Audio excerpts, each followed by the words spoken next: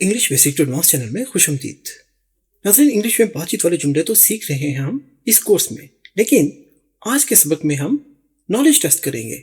अभी तक हमने टेंसेस पढ़े, बुनियादी इंग्लिश के फिक्रात पढ़े। आज हम लेकर आए हैं आपके लिए एक दिलचस्प सबक जिसमें आप अपना नॉलेज चेक करेंगे। यहाँ पर एक जुमला होगा और उसके नीचे 3 ऑप्शंस होंगे, तो अपने तीनों में से देखना है कौन सा ऑप्शन ठीक है।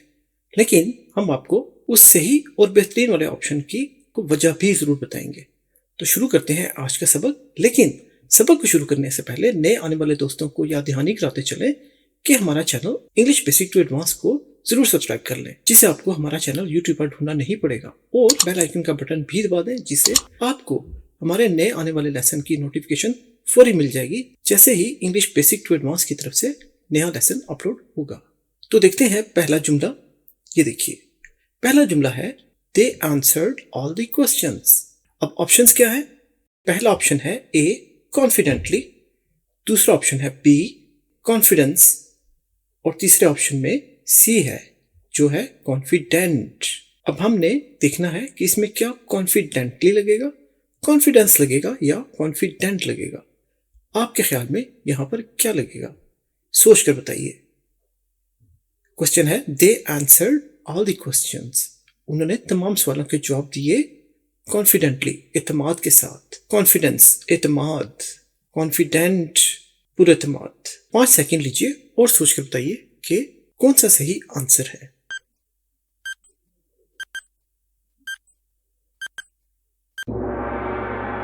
जिन्होंने कॉन्फिडेंटली सिलेक्ट किया है उनका आंसर सही है। यहां पर आएगा कॉन्फिडेंटली, क्योंकि उन्होंने तमाम सवालों के जवाब दिए एतमाद के साथ, कॉन्फिडेंटली।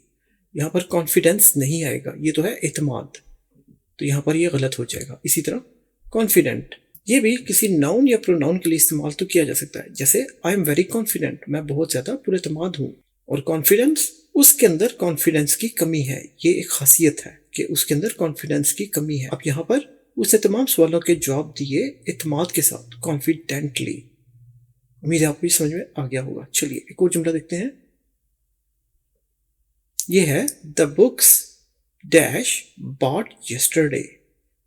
अब ऑप्शंस हैं, पहला ऑप्शन है was, दूसरा ऑप्शन है are, तीसरा ऑप्शन है were।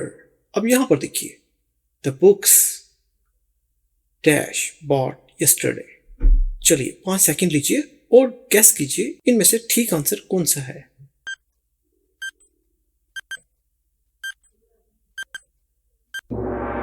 जी, तो जिन लोगों ने सिलेक्ट किया है वर्ड, उनका आंसर ठीक है, क्योंकि यहां पर देखिए यह किताबें, किताबों के लिए वाज तो नहीं आएगा।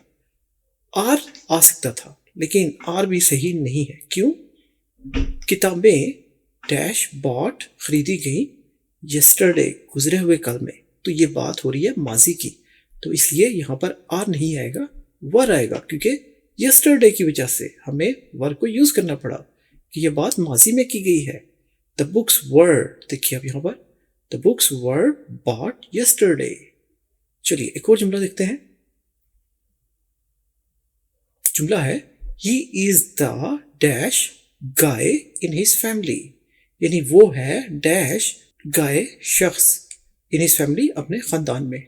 ऑप्शन है ब्यूटीफुल, दूसरा ऑप्शन है हैंडसम, तीसरा ऑप्शन है प्रिटी। तो 5 सेकंड लीजिए और सोचकर बताइए इनमें से सही आंसर कौन सा है।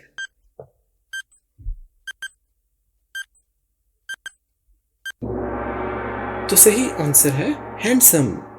जिन लोगों ने हैंडसम सेलेक्ट किया उनका आंसर ठीक है। देखिए, ही is the handsome guy in his family. अब यहां पर ब्यूटीफुल नहीं लग सकता, क्योंकि गाय है। शख्स के लिए, आदमी के लिए हमेशा हैंडसम यूज किया जाता है, लेकिन औरत के लिए, लड़की के लिए, खातून के लिए ब्यूटीफुल या प्रिटी बोला जा सकता है। और प्रिटी तो खास तौर पर ख्वातीन के लिए ही बोला जाता है, प्रिटी। अब यहां पर होता she is lady in his family, she is the dash lady in his family. अगर यहां पर लेडी होता और यहां पर शी होता तो फिर हम यूज करते प्रिटी, क्योंकि ख्वातीन के लिए प्रिटी यूज किया जा सकता है, आदमी के लिए, लड़के के लिए हैंडसम। चलिए एक और जुमला देखते हैं। आई वर्कड हार्ड, मैंने सख्त मेहनत की डैश बी सक्सेसफुल। अब यहाँ पर देखिए ऑप्शंस है हमारे पास। For, I work hard for be successful. दूसरा ऑप्शन है I work hard because be successful. तीसरा ऑप्शन है I work hard to be successful. आपके पास 5 सेकंड है और सही आंसर सेलेक्ट कीजिए। जी, सही आंसर है टू, सी। देखिए, I work hard to be successful. मैंने सख्त मेहनत की, वर्क हार्ड सख्त मेहनत की, to be successful. To be का मतलब है होने के लिए, सक्सेसफुल कामयाब। तो मैंने सख्त मेहनत की कामयाब होने के लिए। यह है प्रपोजिशंस। ये भी हमने अपने कोर्स नंबर 1 और 3 में पढ़ा रखे हैं। अगर आपने देखने हो तो कोर्स नंबर 1, 2, 3 की प्लेलिस्ट नीचे डिस्क्रिप्शन में मौजूद है। आप उस पर क्लिक करके तमाम लेसन्स को देख सकते हैं, या वो मखसूस लेसन जिसमें आप इंटरेस्टेड हो वो भी देख सकते हैं।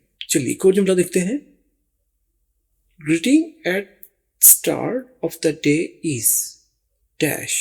ऑप्शन है गुड मॉर्निंग, दूसरा ऑप्शन है गुड आफ्टरनून, तीसरा ऑप्शन है गुड नाइट। जैसे मिलने पर अब कोई बात करें तो उसे ग्रीटिंग कहते हैं, इस्तकबालिया। Greeting at the start of the day, के दिन के शुरुआत में ही जो यूज की जाती है वो है good morning, good afternoon, good night. 5 second लीजिए और इनमें सेलेक्ट कीजिए कौन सा सही आंसर है। तो सही आंसर है गुड मॉर्निंग। क्यों? क्योंकि स्टार्ट ऑफ द डे है, दिन का शुरू है, और दिन के शुरू में तो सुबह ही होती है। तो जब आप किसी को ग्रीट करते हैं, मुलाकात करते हैं, बात करते हैं, उसे खुशामदीद कहते हैं, तो आपसे कहते हैं गुड मॉर्निंग। तो ये है greeting at the start of the day. तो ये है good morning. Greeting at the start of the day is good morning. चलिए एक और जुमला देखते हैं। The gloves are dash the table. पहला ऑप्शन है बिटवीन, दूसरा ऑप्शन है ऑन, तीसरा ऑप्शन है अबव। चलिए 5 सेकंड लीजिए और इसमें से सही आंसर सेलेक्ट कीजिए। जी, तो इसका सही आंसर देखते हैं B, on. The gloves are on the table. ये क्यों है ऑन द टेबल? क्योंकि मेज पर है, मेज के दरमियान में नहीं हो सकते, ठीक है? या मेज के ऊपर होंगे या मेज के नीचे होंगे। तो मेज के ऊपर के लिए तो ऑन हो गया, लेकिन अबव का मतलब है कि मेज से भी ऊपर हवा में, तो हवा में तो नहीं हो सकते। अगर ये कोई लाइट होती तो हम जरूर कहते कि लाइट अबव द टेबल है, कि लाइट छत के साथ लटक रही है लेकिन टेबल के ऊपर हवा में। लेकिन ग्लव्स तो हवा में नहीं लटक रहे, ये तो पड़े हुए हैं, टच हो रहे हैं टेबल की टॉप सरफेस के साथ, टेबल की ऊपर वाली सतह के साथ टच हो रहे हैं, पड़े हुए हैं। तो इसलिए यहाँ पर ऑन यूज होगा। नाज़रीन, यहाँ पर एक और बात बताते चले कि इंग्लिश ममालिक में ओ की जो आवाज है उसे आ में बोला जाता है, क्योंकि एक वॉवल भी है। तो इसको ऑन बोलना है, अपने ओन नहीं बोलना, ओन गलत हो जाएगा। तो ये है on, on the table, on the table. आ जैसी आवाज निकालनी है यहाँ पर ओ की। द ग्लव्स आर, ग्लव्स हैं, दस्ताने हैं, आर ऑन द टेबल, मेज पर। चलिए एक और जुमला देखते हैं। The sun dash every day. Option देखते हैं। ऑप्शन ए है shine, option B shines, option C shining. इसमें से सही आंसर कौन सा है? 5 सेकंड लीजिए और सही आंसर सेलेक्ट कीजिए। तो सही आंसर है शाइन्स। देखिए, शाइन का मतलब है चमकना, लेकिन the sun shines every day, तो सही आंसर शाइन्स है। The sun shines every day. अब शाइन्स क्यों कहा हमने? इसलिए कि ये प्रेजेंट इंडेफिनिट टेंस है। सूरज शाइन्स, चमकता है हर रोज। देखिए, चमकता है। जब भी ता है, ती है, ते हैं वाले जुमले आए तो आप समझ जाइए प्रेजेंट इंडेफिनिट है, और इसमें जो वर्ब है उसके साथ इजाफा किया जाता है एस या ई एस का, अगर सब्जेक्ट काम करने वाला शख्स, नाम या चीज, जगह कुछ भी हो सकता है, अगर वो सिंगल है। अब यहाँ पर सन तो सिंगल है, जैसा हमने बताया ही शी इट हो तो उसकी वजह से वर्ब के साथ एस का इजाफा होता है। इसी तरह से ये सब्जेक्ट सिंगल है, एक सूरज है, सिंगल होने की वजह से वर्ब के साथ एस का इजाफा किया हमने, तो ये बन गया shines, the sun shines every day. नाज़रीन, प्रेजेंट इंडेफिनिट टेंस हमने पढ़ा रखे हैं, इसका लिंक भी नीचे डिस्क्रिप्शन में मौजूद है। अगर आप चाहें तो उसे आप दोहरा सकते हैं नीचे डिस्क्रिप्शन में लिंक पर क्लिक करते हुए। चलिए एक और जुमला देखते हैं। देखिए, अब यह है सन इज डैश टुडे। इस जुमले को शामिल किया है ताकि आपको एक और टेंस भी समझा सकें। तो ऑप्शंस यहां पर देखिए, ऑप्शन है शाइन, बी है शाइनिंग, सी है शाइन्स।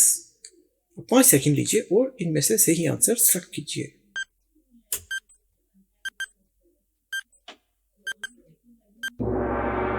जी, तो सही आंसर है बी, शाइनिंग।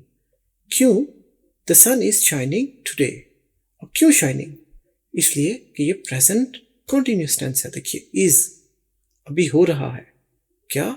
शाइनिंग, आईएनजी का इजाफा किया हमने वर्ब के साथ, सन इज शाइनिंग टुडे। ये है प्रेजेंट कॉन्टिन्यूस टेंस, इसमें इज और जो वर्ब है उसके साथ आईएनजी का इजाफा किया जाता है। अब यहाँ पर चूंकि टुडे है, इससे हमें पता चला कि सूरज आज ही कुछ कर रहा है, और क्या कर रहा है? वर्ड से हमें पता चला शाइन कर रहा है, इसलिए हमने शाइनिंग सेलेक्ट किया। उम्मीद है आपको ये भी समझ में आ गया होगा। चलिए एक और जुमला देखते हैं। We dash to London last month. Option है A go, B went, C gone. अब सही आंसर कौन सा है? 5 सेकंड लीजिए और सही आंसर गेस कीजिए।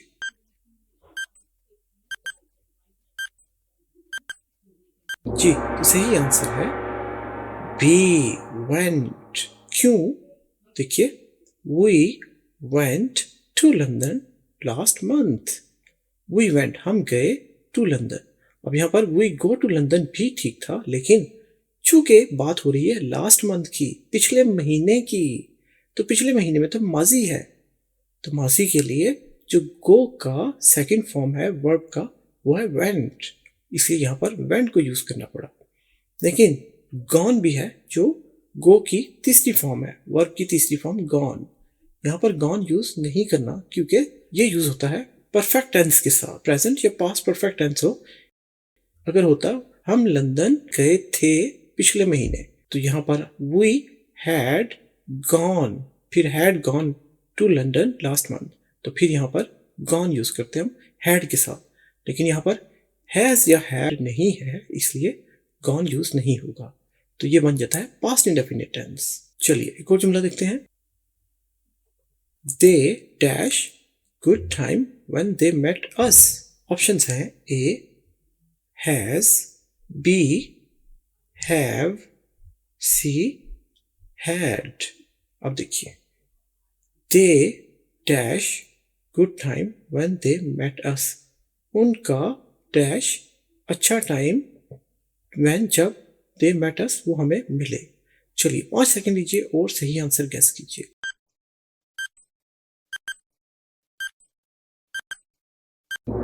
जी, सही आंसर है हैड। दे हैड वो रखते थे, उनका था गुड टाइम, अच्छा टाइम। देखिए had, they had good time, उनका अच्छा वक्त था व्हेन दे मेट अस, जब वो हमें मिले।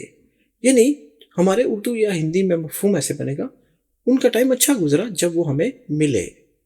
ठीक है, अब यहां पर व्हेन दे मेट अस, ये मासी की बात है, मीट की सेकंड फॉर्म है।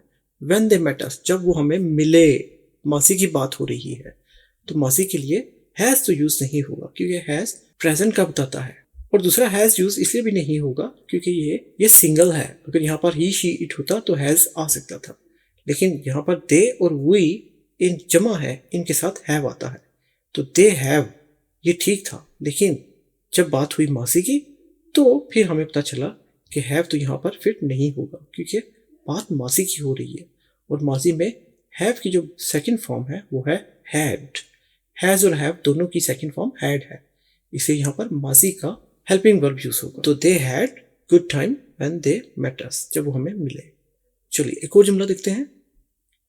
You are the dash student in the class.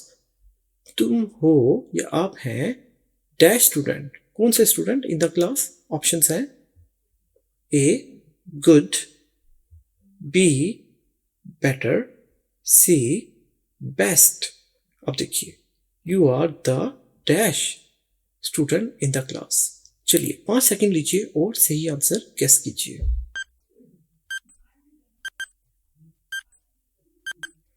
जी, सही आंसर जिन लोगों ने सेलेक्ट किया है बेस्ट, उनका आंसर ठीक है, क्योंकि जब भी द आ जाए, यू आर द के बाद याद रखिए हमेशा सुपरलेटिव फॉर्म, यानी अब ये 3 है, गुड है अच्छा, बेटर है बेहतर, और बेस्ट है बेहतरीन। तो ये है third superlative form of adjective. एक खसूसियत की जो बेहतरीन शक्ल है उसको थर्ड सुपरलेटिव कहते हैं। जब भी आप द देख लें तो इसका मतलब हो जाएगा कि आपने यहाँ पर बेहतरीन वाली थर्ड सुपरलेटिव फॉर्म लगानी है इस एडजेक्टिव की, इस खसूसियत की। वो बहुत अच्छा है, वो बहुत लंबा है, बहुत मोटा है, उसके लिए आपने द लगाना है। ठीक है, द यानी उसके बाद इससे बेहतर हो ही नहीं सकता, ये बेहतरीन है। तो यू आर द बेस्ट, आप हैं बेहतरीन स्टूडेंट इन द क्लास में। उम्मीद है ये भी आपको समझ में आ गया होगा। चलिए कोई जुमला देखते हैं। I would appreciate dash I could get some help। तो ऑप्शन है if, B है that, C है although। I would appreciate मैं तारीफ करूंगा, dash I could get some help मुझे कुछ मदद मिल जाए, मुझे मदद मिल जाए मैं तारीफ करूंगा। इसके दरमियान में कौन सा लफ्ज यूज करेंगे जो इन दोनों जुमलों को जोड़ेगा और सही जोड़ेगा? 5 सेकंड लीजिए और इनमें से सही ऑप्शन सेलेक्ट कीजिए। जी, तो सही ऑप्शन ए है इफ। देखिए, I would appreciate if I could get some help.